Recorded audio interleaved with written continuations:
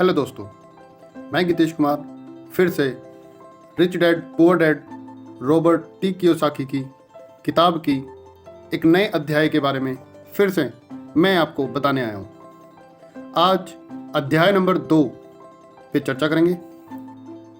अध्याय का नाम है अमीर लोग पैसे के लिए काम नहीं करते। रॉबर्ट टी कियोसाकी कहते हैं, डैडी क्या आप मुझे बता सकते हैं कि अमीर कैसे बना जाए। वह सुनते ही मेरे डैडी ने अपना शाम का अखबार नीचे रख दिया। बोले, बेटे तुम अमीर क्यों बनना चाहते हो?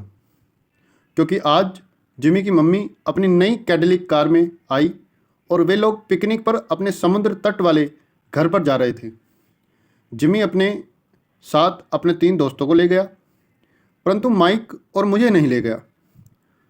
उसने हमसे यह कहा कि वह हमें इसलिए नहीं ले जाएगा क्योंकि हम लोग गरीब बच्चे थे। उसने ऐसा कहा। डैडी ने अविश्वास से पूछा। रॉबर्ट टी कियोसाकी कहते हैं, हाँ बिल्कुल ऐसा, मैंने दर्द भरी आवाज़ में कहा। डैडी ने अपना सिर हिलाया, नाक तक चश्मे को चढ़ाया और फिर अखबार पढ़ने लगे। मैं उनके जवाब का इंतज़ार करता रहा। यह 1956 की बात है। तब मैं 9 साल का था। किस्मत की बात थी कि मैं उसी पब्लिक स्कूल में जाता था जिसमें अमीर लोगों के बच्चे पढ़ते थे।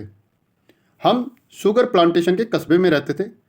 प्लांटेशन के मैनेजर और कस्बे के बाकी अमीर लोग जैसे डॉक्टर, बिजनेसमैन और बैंकर अपने बच्चों की पहली क्लास से 6ठी क्लास तक इसी स्कूल में भेजते थे। 6ठी क्लास के बाद बच्चों को प्राइवेट स्कूलों में भेजा जाता था। अगर मेरा परिवार सड़क के दूसरे छोर पर रह रहा होता तो मुझे अलग तरह के स्कूल में भेजा जाता जहां मेरे जैसे परिवारों के बच्चे पढ़ते थे। 6ठी क्लास के बाद इन बच्चों की तरह मैंने भी पब्लिक इंटरमीडिएट और हाई स्कूल किया होता, क्योंकि उनकी ही तरह मेरे लिए भी प्राइवेट स्कूल में जाना संभव नहीं था। मेरे डैडी ने आखिर अखबार को रख दिया। मुझे पता था कि वे क्या सोच रहे थे। उन्होंने धीमे से शुरुआत की। अगर तुम अमीर बनना चाहते हो तो तुम्हें पैसे बनाना सीखना चाहिए। रॉबर्ट टी कियोसाकी कहते हैं, मैं पैसे बनाना किस तरह सीख सकता हूँ? रॉबर्ट टी कियोसाकी के फादर कहते हैं, अपने दिमाग के इस्तेमाल से। उन्होंने मुस्कुराते हुए कहा, जिसका असली मतलब यह था, बस मैं तुम्हें इतना ही बता सकता हूँ, या मैं इसका जवाब नहीं जानता, इसलिए मुझे तंग मत करो। एक साझेदारी हुई। अगली सुबह मैंने अपने दोस्तों माइक को अपनी डैडी की बातें बताई। जहाँ तक मुझे याद है उस स्कूल में मैं और माइक ही 2 गरीब बच्चे थे। माइक भी मेरी ही तरह था क्योंकि वह भी किस्मत की वजह से ही उस स्कूल में था। ऐसा लगता था जैसे किसी ने कस्बे में स्कूलों की सरहदें तय कर दी और इसी कारण हम लोग अमीर बच्चों के स्कूल में पढ़ रहे थे। सच कहा जाए तो हम लोग गरीब नहीं थे, परंतु हमें ऐसा लगता था क्योंकि बाकी सभी बच्चों के पास नए बेसबॉल ग्लव्स, नई साइकिलें और हर चीज़ें नई होती थी। मम्मी और डैडी ने हमें ज़रूरत की सभी चीज़ें दी, जैसे खाना, घर, कपड़े, लेकिन इससे ज़्यादा कुछ नहीं। मेरे डैडी कहा करते थे, अगर तुम्हें कोई चीज़ चाहिए तो उसके लिए काम करो। हमें बहुत सी चीज़ें चाहिए थीं, लेकिन 9 साल के बच्चों को करने के लिए ज़्यादा काम मौजूद नहीं था। माइक ने पूछा, तो पैसा कमाने के लिए हमें क्या करना चाहिए? मैं नहीं जानता, मैंने कहा, लेकिन क्या तुम इस काम में मेरे पार्टनर बनना चाहते हो? ऐसा रॉबर्ट टी कियोसाकी ने कहा। वह राजी हो गया और उस शनिवार की सुबह माइक मेरे पहले बिजनेस पार्टनर बन गया। हम दोनों पूरी सुबह यही सोचते रहे कि पैसे किस तरह कमाया जाए। कभी कभार हम उन बेफिक्र बच्चों के बारे में बातें करते रहे जो जिमी के समुद्र तट वाले घर पर मज़े कर रहे होंगे। इससे थोड़ी चोट पहुंचती थी, परंतु यह चोट अच्छी थी क्योंकि इसने हमें यह सोचने के लिए प्रेरित किया कि पैसा कैसे कमाया जाए। आखिरकार उस दोपहर को हमारे दिमाग में बिजली कौंध गई। यह एक ऐसा विचार था जो माइक ने किसी विज्ञान की किताब में पढ़ा था। रोमांचित होकर हमने अपना हाथ मिलाया और पार्टनरशिप के पास अब एक बिजनेस था। अगले कुछ हफ्तों तक मैं और माइक आसपास के इलाकों में दौड़ भाग करते रहे। हम दरवाज़ों पर दस्तक देते थे और पड़ोसियों से कहते थे कि अपने इस्तेमाल किए हुए टूथपेस्ट ट्यूब हमारे लिए रख लें। हैरत से हमें देखते हुए ज़्यादातर लोगों ने मुस्कुराकर हमारी बात मान ली। कुछ ने हमसे पूछा कि हमें टूथपेस्ट ट्यूब क्यों चाहिए। इसके जवाब में हमने कहा, हम आपको यह नहीं बता सकते, यह एक बिजनेस सीक्रेट है। सप्ताह गुजरते गए और मेरी माँ बहुत दुखी हो गई। अपने कच्चे माल को इकट्ठा करने के लिए हमने जो जगह चुनी थी वह उनकी वॉशिंग मशीन के ठीक पास थी। एक भूरे कार्डबोर्ड के डिब्बे में, जिसमें कभी केचप की बोतलें रखी रहती थी, हमारे इस्तेमाल किए हुए टूथब्रश के ट्यूब की संख्या बढ़ने लगी। आखिर एक दिन माँ के सब्र का बांध टूट गया। पड़ोसियों के मुड़े तुड़े और इस्तेमाल किए हुए टूथपेस्ट ट्यूब को देखते देखते वे ऊब गई थी। उन्होंने पूछा, तुम लोग क्या कर रहे हो? और मैं यह नहीं सुनना चाहती कि यह एक बिजनेस सीक्रेट है। इस कचरे को साफ कर दो या मैं इसे उठाकर बाहर फेंक दूंगी। माइक और मैंने उनके हाथ पैर जोड़े और उन्हें यह बताया कि जल्द ही हमारा कच्चा माल पर्याप्त जमा हो जाएगा और फिर हम उत्पादन शुरू कर देंगे। हमने उन्हें बताया कि हम कुछ पड़ोसियों का इंतजार कर रहे थे ताकि वे अपने टूथपेस्ट के ट्यूब ख़त्म कर लें। माँ ने हमें 1 हफ्ते की मोहलत और दे दी थी। उत्पादन शुरू होने की तारीख करीब आ गई थी। दबाव बढ़ चुका था। हमारे वेयरहाउस के मालिक यानी मेरी माँ ने हमारी पहली पार्टनरशिप कंपनी को जगह खाली करने का नोटिस थमा दिया था। अब माइक का काम यह था कि वह पड़ोसियों को अपने टूथपेस्ट जल्दी ख़त्म करने के लिए कहे और साथ में यह भी जोड़ दे, दांत के डॉक्टरों का कहना है कि दिन में कई बार ब्रश करना चाहिए। मैं उत्पादन की प्रक्रिया को ठीक ठाक करने में जुट गया।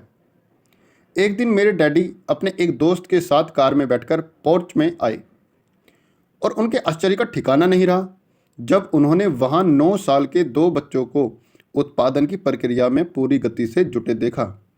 हर जगह बारीक सफ़ेद पाउडर बिखरा हुआ था। एक लंबी मेज पर स्कूल से लाए गए दूध के छोटे कार्टन थे और हमारे परिवार की हिबाची ग्रिल लाल दहकती कोयले के साथ अधिकतम गर्मी पर जल रही थी। डैडी सावधानी से चलकर हमारे करीब आए। चूँकि उत्पादन की प्रक्रिया में पोर्च पर कब्जा कर लिया था, इसलिए उन्होंने कार बाहर ही खड़ी कर दी। जब वे और उनके दोस्त पास आए तो उन्होंने कोयले के ऊपर रखा एक स्टील का बर्तन देखा जिसमें टूथपेस्ट के ट्यूब पिघल रहे थे। उन दिनों टूथपेस्ट प्लास्टिक के ट्यूब्स में नहीं आते थे। ट्यूब शीशे के बने होते थे। एक बार पेंट जल जाने पर हम ट्यूब को स्टील के बर्तन में डाल देते थे ताकि वह पिघलकर द्रव रूप में आ सके। इस पिघले हुए शीशे को हम छोटे छेद वाले दूध के कार्टन में डाल रहे थे। दूध के इन कार्टनों में प्लास्टिक ऑफ पेरिस भरा था। हर तरफ फैला सफ़ेद पाउडर प्लास्टर ही था जिसमें हमने पानी मिलाया था। जल्दबाजी में मैंने उसके बैग को गिरा दिया था और पूरी ज़मीन ऐसी लग रही थी जैसे वहाँ अभी अभी बर्फ़ का तूफान आया हो। दूध के कार्टन बाहरी बक्से थे जिसके भीतर प्लास्टर ऑफ पेरिस के साँचे थे। मेरे डैडी और उनके दोस्त हमें देखते रहे और हम पिघले हुए शीशे को प्लास्टर ऑफ पेरिस की क्यूब के ऊपर से छोटे से छेद में डालते रहे। संभल कर, मेरे डैडी ने कहा। मैंने बिना सिर उठाए हामी भर दी।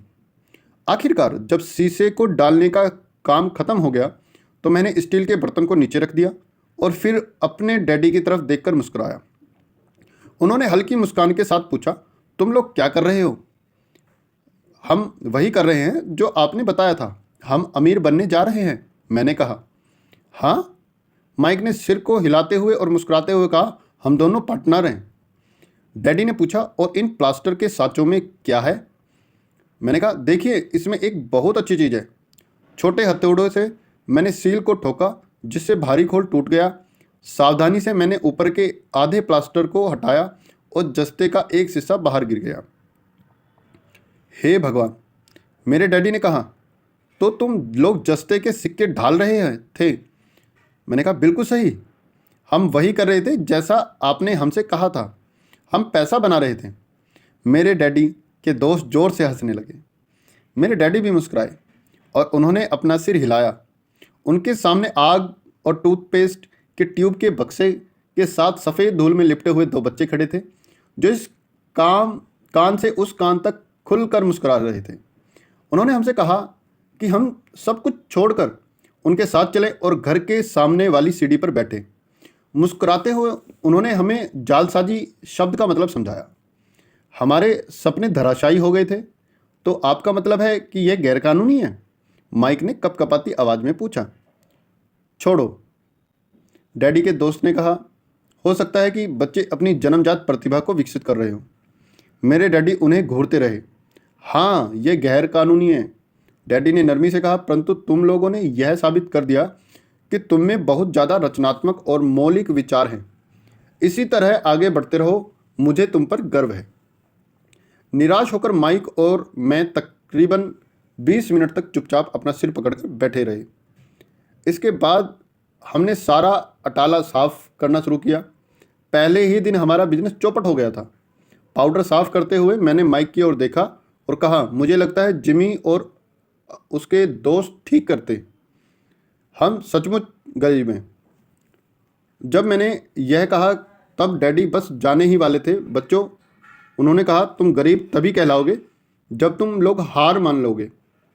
सबसे महत्वपूर्ण चीज़ यह है कि तुमने कुछ किया। ज़्यादातर लोग केवल अमीर बनने के बारे में बातें करते रहते हैं और उसके सपने देखते रहते हैं। तुमने कुछ किया, मुझे तुम दोनों पर गर्व है। मैं एक बार फिर से यही कहूँगा, आगे बढ़ चलो, हार मत मानो।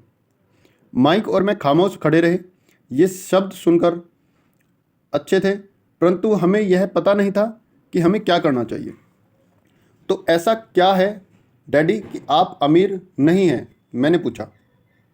क्योंकि मैंने एक स्कूल टीचर बनने का फैसला किया था। स्कूल टीचर अमीर बनने के बारे में नहीं सोचते, हम सिर्फ पढ़ाना पसंद करते हैं। काश कि मैं तुम लोगों की मदद कर सकता, परंतु हकीकत में मैं यह नहीं जानता कि दौलत कैसे बनाई जाती है। माइक और मैं पलटे और अपनी सफाई अभियान में जुट गए। डैडी ने कहा, अगर तुम लोग यह सीखना ही चाहते हो कि अमीर कैसे बना जाता है तो मुझसे मत पूछो। माइक, तुम अपने डैडी से यह सवाल पूछो। मेरे डैडी? माइक ने हैरानी से कहा। हाँ, तुम्हारे डैडी। मेरे डैडी ने मुस्कुराकर दोबारा दोहराया, तुम्हारे डैडी और मेरा बैंकर एक ही है और वह तुम्हारे डैडी की बहुत तारीफ़ करता है। उसने मुझे कई बार यह बताया है कि पैसा बनाने में तुम्हारे डैडी का कोई जवाब नहीं। मेरे डैडी? माइक ने एक बार फिर हैरानी से पूछा। फिर ऐसा क्यों है कि स्कूल के अमीर बच्चों की तरह हमारे पास शानदार कार और आलीशान बंगला नहीं है? शानदार कार और आलीशान बंगले के होने का यह मतलब नहीं होता कि आप निश्चित रूप से अमीर हैं या आप पैसा बनाने की कला जानते हैं। डैडी ने जवाब दिया, जिमी के डैडी शुगर प्लांटेशन में काम करते हैं। उनमें और मुझ में ज़्यादा फर्क नहीं है। वे कंपनी के लिए काम करते हैं और मैं सरकार के लिए। कंपनी उन्हें कार खरीद कर दे सकती है। इस समय शंकर की कंपनी आर्थिक संकट में फंसी हुई है और जिमी के डैडी के पास ज़्यादा ही जल्दी कुछ नहीं बचेगा। तुम्हारे डैडी अलग है माइक। ऐसा लगता है कि वे एक साम्राज्य बनाने जा रहे हैं और मेरा अंदाज़ा है कि कुछ ही सालों में वे बहुत अमीर बन जाएंगे। यह सुनकर माइक और मैं एक बार फिर रोमांचित हो गए। नए उत्साह से हमने अपने डूबे हुए व्यवसाय के कचरे को साफ करना शुरू किए और जब हम सफाई कर रहे थे तो हमने यह भी योजना बना ली कि कब और कैसे माइक के डैडी से बात की जाए। समस्या यह थी कि माइक के डैडी बहुत ज़्यादा काम करते थे और देर रात तक घर नहीं लौटते थे। माइक के डैडी के पास कई वेयरहाउस, कंस्ट्रक्शन कंपनी, स्टोर्स की श्रृंखला और 3 रेस्तरां थे। रेस्तरां के कारण ही उन्हें घर लौटने में देर होती थी। सफाई खत्म करने के बाद माइक बस पकड़कर अपने घर चला गया। वह अपने डैडी से बात करने वाला था, चाहे वे कितनी ही देर से घर लौटे, और उनसे पूछने वाला था कि क्या वे हमें अमीर बनने की तरकीब सिखाने के लिए तैयार हैं। माइक ने मुझसे वादा किया कि जैसे ही वह अपने डैडी से बात कर लेगा वह मुझे फ़ोन करेगा, चाहे कितनी ही देर क्यों ना हो जाए। फ़ोन रात को 8:30 बजे आया। ओके, अगले शनिवार, मैंने कहा और फ़ोन रख दिया। माइक के डैडी माइक और मुझसे मिलने के लिए तैयार हो गए थे। शनिवार की सुबह 7:30 बजे मैंने शहर के दूसरे हिस्से में जाने के लिए बस पकड़ी और सबक शुरू हुआ। मैं तुम्हें 1 घंटे के 10 सेंट दूंगा। 1956 की तनख्वाह के हिसाब से भी 10 सेंट प्रति घंटे का वेतन कम था। माइकल और मैं सुबह 8 बजे उसके डैडी से मिले। वे पहले से ही व्यस्त थे और उनके पास 1 घंटे से ज़्यादा का काम मौजूद था। जब मैं उनके साधारण छोटे और साफ घर के सामने पहुंचा तो मैंने देखा कि उनका कंस्ट्रक्शन सुपरवाइजर अपने पिकअप ट्रक में वहां से जा रहा था। माइक मुझसे दरवाजे पर ही मिल गया। डैडी अभी फ़ोन पर हैं और उन्होंने कहा है कि हम लोग पीछे के पोर्च में उनका इंतज़ार करें। माइक ने दरवाज़ा खोलते हुए कहा। जब मैंने उस पुराने घर की दहलीज के अंदर कदम रखा तो लकड़ी के पुराने फर्श की चरमराहट सुनाई दी। दरवाजे के भीतर सस्ती सी चटाई थी। चटाई वहाँ इसलिए रखी गई थी कि ताकि फर्श पर पड़े अनगिनत कदमों के निशानों को छुपाया जा सके। हालांकि यह वह साफ थी, पर यह स्पष्ट दिखता था कि उसे बदल देना चाहिए। जब मैं संकरे लिविंग रूम में घुसा तो मेरा दम घुटने लगा था। वहाँ पुराने फर्नीचर की बू आ रही थी और निश्चित रूप से उस फर्नीचर को संग्रहालय में होना चाहिए था। सोफे पर 2 महिलाएं बैठी थीं, जिनकी उम्र मेरी माँ से थोड़ी ज़्यादा होगी। महिलाओं के सामने एक पुरुष मजदूरों के कपड़ों में बैठा हुआ था। उसने खाकी पैंट और खाकी शर्ट पहन रखी थी। हालांकि कपड़े साफ और प्रेस किए थे, परंतु उनमें स्टार्च नहीं किया गया था। उस आदमी की उम्र मेरी डैडी से लगभग 10 साल ज़्यादा होगी, शायद 45 साल। जब मैं और माइक उनके पास से गुजरते हुए किचन की तरफ गए, जहाँ से पोर्च का रास्ता था, तो वह मुस्कुराए। मैं भी जवाब में शर्माकर मुस्कुरा दिया। ये लोग कौन हैं? मैंने पूछा। अरे, ये लोग डैडी के लिए काम करते हैं। बूढ़ा व्यक्ति उनके वेयरहाउसों को संभालता है और महिलाएं रेस्तरां की मैनेजर हैं। और तुम उस कंस्ट्रक्शन सुपरवाइजर को तो देखा ही होगा जो यहाँ से 50 मील दूर एक सड़क परियोजना पर काम कर रहा है। उनका दूसरा सुपरवाइजर जो बहुत से घर बना रहा है, वह तुम्हारे आने के पहले ही जा चुका है। क्या ऐसा हमेशा ही होता है? मैंने पूछा। हमेशा तो नहीं, पर अक्सर ऐसा ही होता है, माइक ने कहा और मेरे पास अपनी कुर्सी खींचते हुए वह मुस्कुराया। मैंने उनसे पूछा था कि क्या वे हमें पैसा बनाना सिखाएंगे। माइक ने मुझे बताया। अच्छा, और उन्होंने इसका क्या जवाब दिया? मैंने सावधानीपूर्वक उत्सुकता से पूछा। पहले तो उनके चेहरे पर हंसी आई, पर फिर कुछ सोचकर उन्होंने कहा कि वे हमारे सामने एक ऑफ़र रखेंगे। अच्छा, मैंने कहा और अपनी कुर्सी की पीठ दीवार से टिका ली। मैं वहाँ कुर्सी के पीछे 2 पैरों के सहारे टिका बैठा रहा। माइक ने भी ऐसा ही किया। क्या तुम्हें पता है कि वे कौन सा ऑफ़र देने वाले हैं? मैंने पूछा। नहीं, पर हमें जल्द ही इसका पता चल जाएगा। अचानक माइक के डैडी उस पुराने दरवाजे से घुसकर पोर्च में दाखिल हुए। माइक और मैं अपने पैरों पर कूद गए, आदर के कारण नहीं, बल्कि इसलिए कि हम चौंक गए थे। तो बच्चों, तैयार? माइक के डैडी ने एक कुर्सी हमारे पास खिसकाते हुए पूछा। हमने अपने सिर हिलाए और अपनी कुर्सियों को दीवार के पास से खींचकर उनके सामने रख लिया। वे एक विशाल शरीर के मालिक थे, लगभग 6 फीट ऊंचे और 200 पाउंड वजनी। मेरे डैडी इससे ऊंचे थे, लगभग इसी वजन के, और माइक के डैडी से 5 साल बड़े। वे लगभग एक जैसे ही थे, हालांकि दोनों एक ही प्रजाति के नहीं थे। हो सकता है कि उनकी ऊर्जा एक जैसी हो। माइक का कहना है कि तुम पैसा कमाना सीखना चाहते हो। क्या यह सही है रोबोट? मैंने तत्काल सहमति में अपना सिर हिलाया, हालांकि मुझे थोड़ा सा डर भी लग रहा था। उनके शब्दों और मुस्कुराहट के पीछे बहुत ताकत थी। अच्छा, यह रहा मेरा ऑफ़र। मैं तुम्हें सिखाऊंगा, लेकिन मैं ऐसा क्लासरूम की शैली में नहीं करूंगा। अगर तुम मेरे लिए काम करोगे तो उसके बदले में मैं तुम्हें सिखाऊंगा। तुम मेरे लिए काम नहीं करोगे तो मैं तुम्हें नहीं सिखाऊंगा। अगर तुम काम करते हो तो मैं तुम्हें ज़्यादा तेज़ी से सिखा सकता हूँ, और अगर तुम सिर्फ बैठकर मेरी बातें सुनते हो जैसे कि तुम लोग स्कूल में करते हो, तो इससे मेरा समय बर्बाद होगा। यह मेरा ऑफ़र है। इसे या तो मान लो या फिर वापस लौट जाओ। क्या मैं आपसे पहले एक सवाल कर सकता हूँ? मैंने पूछा। नहीं, इसे या तो मान लो या फिर वापस लौट जाओ। मेरे पास बर्बाद करने के लिए फालतू समय नहीं है। अभी ढेर सा काम पड़ा हुआ है। अगर तुम में तत्काल फैसला करने की क्षमता नहीं है तो तुम कभी भी पैसा कमाना नहीं सीख पाओगे। मौके आते हैं और चले जाते हैं, इसलिए तत्काल निर्णय लेने की क्षमता एक महत्वपूर्ण कला है। तुमने जैसा चाहा था वैसा एक मौका तुम्हारे सामने मौजूद है। अगले 10 सेकंड में या तो पढ़ाई शुरू हो जाएगी या फिर हम हमेशा के लिए ख़त्म हो जाएगी। माइक के डैडी ने चिढ़ाने वाली मुस्कुराहट के साथ कहा। मंजूर, मैंने कहा। मंजूर, माइक ने कहा। बहुत बढ़िया, माइक के डैडी ने कहा। 10 मिनट में मिसेज मार्टिन आ जाएंगी। उनसे बातें करने के बाद मैं तुम्हें उनके साथ भेज दूंगा और तुम लोगों का काम शुरू हो जाएगा। मैं तुम्हें हर घंटे के 10 सेंट दूंगा और तुम हर शनिवार 3 घंटे काम करोगे। पर आज तो मेरा सॉफ्ट बॉल का मैच है, मैंने कहा। माइक के डैडी ने अपनी आवाज़ को धीमा परंतु कड़क करके कहा, या तो मान लो या फिर वापस लौट जाओ। मान लिया, मैंने जवाब दिया। सॉफ्ट बॉल खेलने के बजाय काम करने और सीखने का विकल्प चुनने में ही समझदारी थी। नमस्कार, आज ये पार्ट ख़त्म होता है। फिर नए पार्ट के साथ फिर से हाजिर होगा।